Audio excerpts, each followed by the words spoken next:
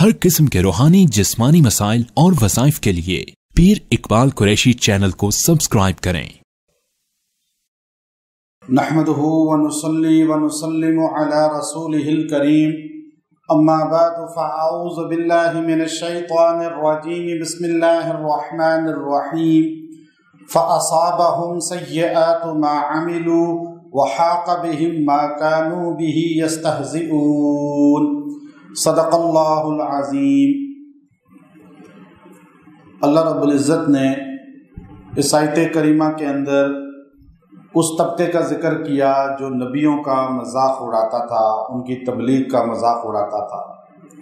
अगर आज के दौर में लोग तमस्खुर करें, तंज करें और ज़िल्लत और नकबत की तरफ बंदे को लाने की कोशिश करें, चूँकि मीडिया का दौर है, हर बंदा बग़ैर तहकीक के दूसरे को पस्त और ज़लील करना चाहता है, तो ये आयत करीमा अल्लाह ने इस मकसद के लिए बहुत पुरतासीर बनाई है।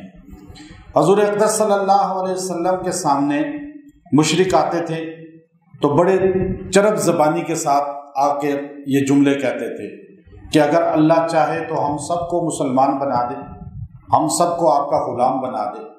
तो अल्लाह नहीं चाहता तो हम आपके नहीं बनते, आपकी बात को नहीं मानते।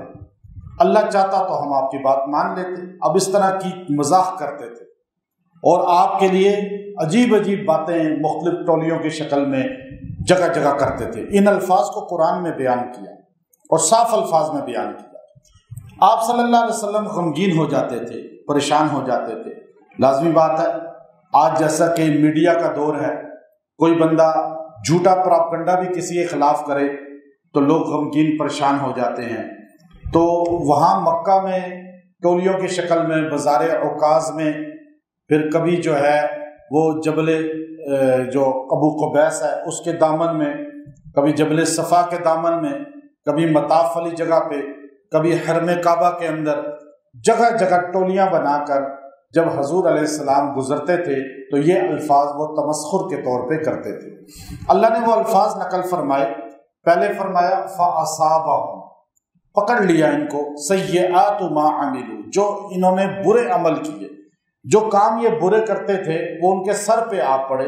वहाक़ बिही, और इनको दबोच लिया उन कामों ने और इनको ऐसे जकड़ा कि फिर इनको तौबा की तौफीक नहीं मिली। मा कानू बिही यस्तहज़िऊन, इस वजह से कि ये लोग इस्तेहज़ा करते थे, मजाक करते थे।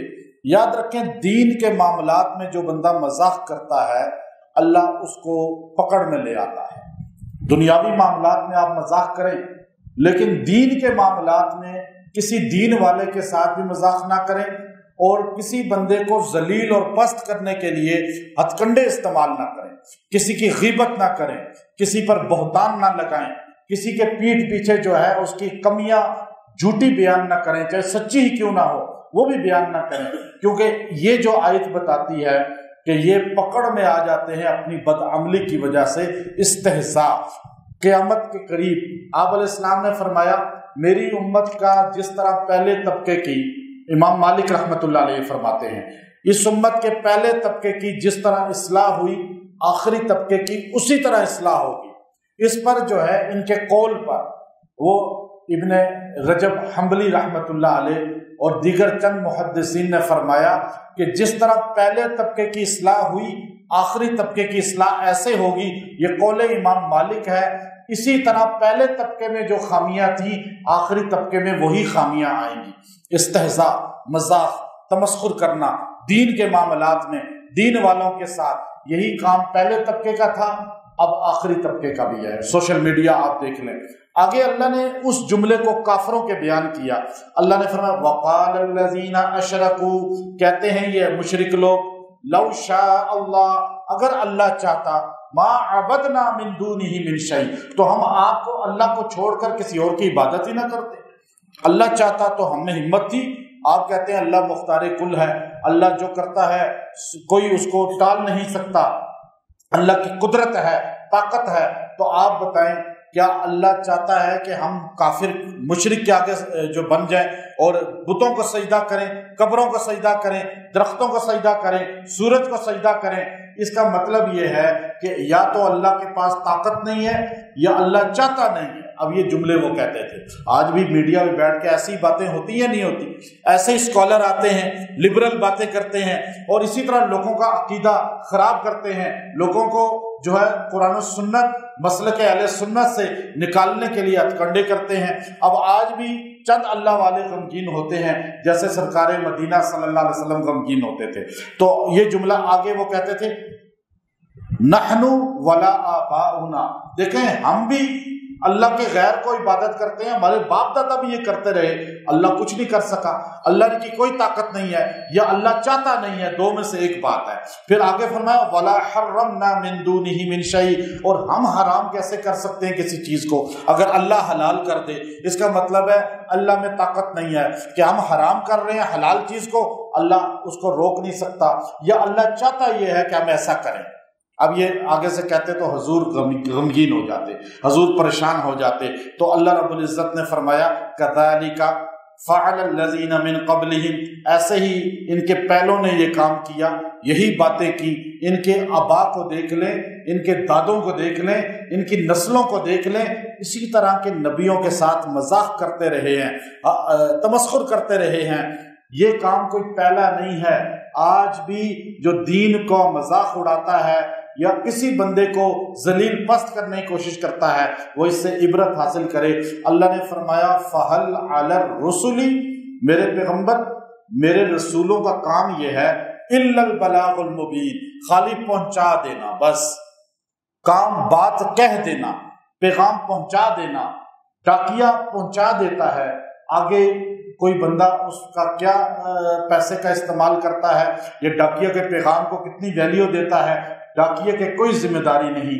جو پیغام پہنچانے والا ہے وہ ذاتی پیغام نہیں پہنچا رہا بلکہ رب العالمین کا پیغام پہنچا رہا ہے۔ تو اس لیے فرمایا آپ نے بس ایک جملہ سمجھ لیں میرے نبی، فَهَلْ عَلَى الرُّسُلِ إِلَّا الْبَلَاغُ الْمُبِينُ، آپ کا کام خالی پہنچا دینا ہے، آگے یہ جیسی باتیں کریں ان کو پتہ چل جائے گا۔ آج پتہ چل رہا ہے یا نہیں چل رہا ان کو؟ آج وہ قبروں میں اترے ہوئے ہیں، آج جو اس ملک کے اندر ہماری آنکھوں کے سامنے جو دین کا مذاق اڑاتے تھے اور دینداروں کو کس طرح لقمہ اجل کی طرف لے جاتے تھے، کس طرح مدارس مساجد کو پست کرنے کی کوشش کرتے تھے، آج وہ ہمارے سامنے دنیا سے جا رہے ہیں، تو ان کی عزت نظر آ رہی ہے کسی کو؟ اور یہی حال ان کا بھی نظر آ رہا ہے۔ تو اب اگر آپ کو کوئی پست کرنا چاہتا ہے، ذلیل کرنا چاہتا ہے، رسوا کرنا چاہتا ہے، آپ کے خلاف پروپیگنڈا کر رہا ہے، آپ کو نقصان دینا چاہتا ہے، یہ آیت کریمہ آپ ذہن میں رکھ لیں۔ سورہ نخل کی آیت ہے یہ، اور اس سورہ نخل کی آیت کو اپنا وظیفہ بنا لیں، انشاءاللہ اللہ تعالیٰ اس کی ذلت سے آپ کو بچائے گا اور استہزاء والے خود گرفت میں آ جائیں گے۔ یہ آیت نمبر 34 ہے سورہ نخل کی۔ فَأَصَابَهُمْ سَيِّئَاتُ مَا عَمِلُوا وَحَاقَ بِهِمْ مَا كَانُوا بِهِ يَسْتَهْزِئُونَ، جو 11 مرتبہ اس کو پڑھتا رہے گا اللہ تعالیٰ استہزاء کرنے والوں کو، تمسخر کرنے والوں کو، پست اور ذلیل کی پلاننگ کرنے والوں کو اپنی اسی طرح گرفت میں لے گا جیسے نبی صلی اللہ علیہ وسلم اور صحابہ کا مذاق اڑانے والے گرفت میں آئے اور اللہ تبارک و تعالیٰ نے ان کو نشان عبرت بنایا۔ ایسے لوگوں کو ہدایت مل جائے تو بہت بڑا اللہ کا احسان ہوتا ہے، اگر ہدایت نہ ملے تو گرفت اللہ کی سخت ہوتی ہے۔ وَحَاقَ بِهِمْ، یہ جملہ بتاتا ہے کہ اللہ ایسے رسی کھینچتا ہے کہ اس بندے کو پھر سمجھ نہیں آتی، ایک دم وہاں سے زمین پہ گرتا ہے اور ایک دم جو ہے اللہ تعالیٰ اس کو ہدایت سے محروم کر کے دنیا سے اٹھا لیتے ہیں۔ حَاقَ بِهِمْ یہ بڑا سخت لفظ ہے، اللہ تعالیٰ ہمیں سمجھنے اور عمل کرنے کی توفیق عطا فرمائے۔ وآخر دعوانا الحمد للہ رب العالمین۔